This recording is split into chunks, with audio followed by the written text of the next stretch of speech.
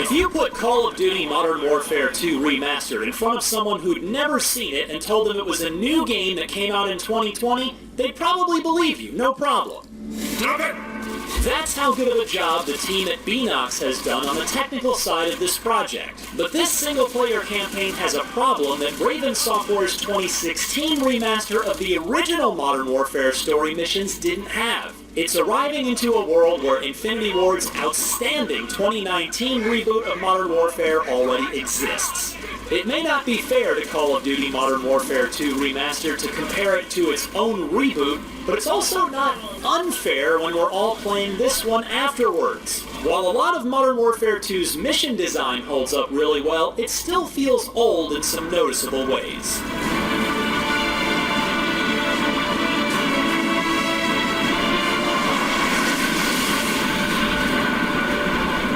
Break's over, Roach. Let's go.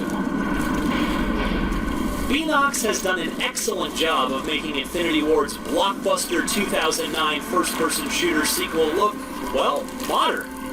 It looks excellent running in 4K on a PS4 Pro, as PlayStation is the only place to play this until April 30th as part of an exclusivity arrangement with Sony. Textures are fairly crisp and detailed, character models look really good, and the lighting is mostly nice. The strengths of the original get to really shine here. It's always good to hear the voices of actors Lance Henriksen and Keith David, whom I'd forgotten were cast in the lead roles. Private Allen, pick up some frag grenades from the table.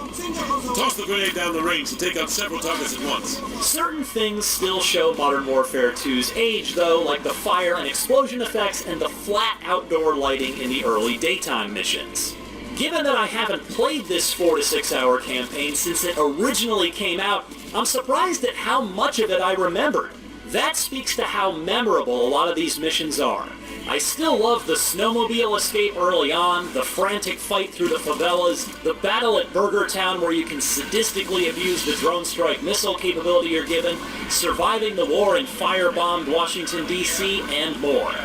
The weapons, as played through the lens of 2020 expectations, are a collection of samey machine guns intermixed with some still as fun as ever thermal scope automatic weapons, sniper rifles, and riot shotguns. And breaching a door in slow motion is still one heck of a grin-inducing experience.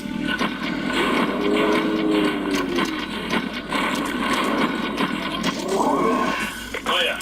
And then there's Modern Warfare 2's most infamous level, the intentionally controversial No Russian, in which you're sent undercover and asked to shoot innocent civilians in a Russian airport terminal alongside the bad guys.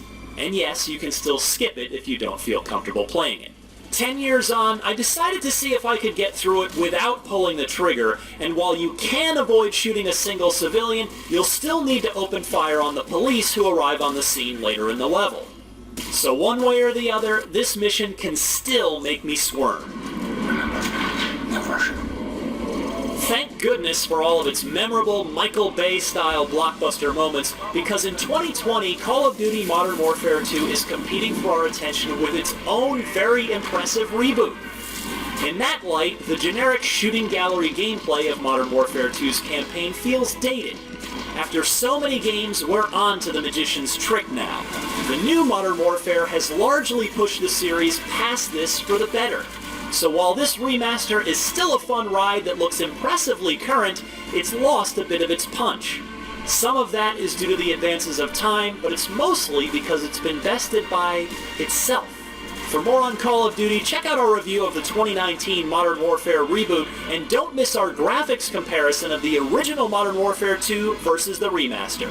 And for everything else, stick with IGN. Get up, Private Allen! Rangers lead the way! Move!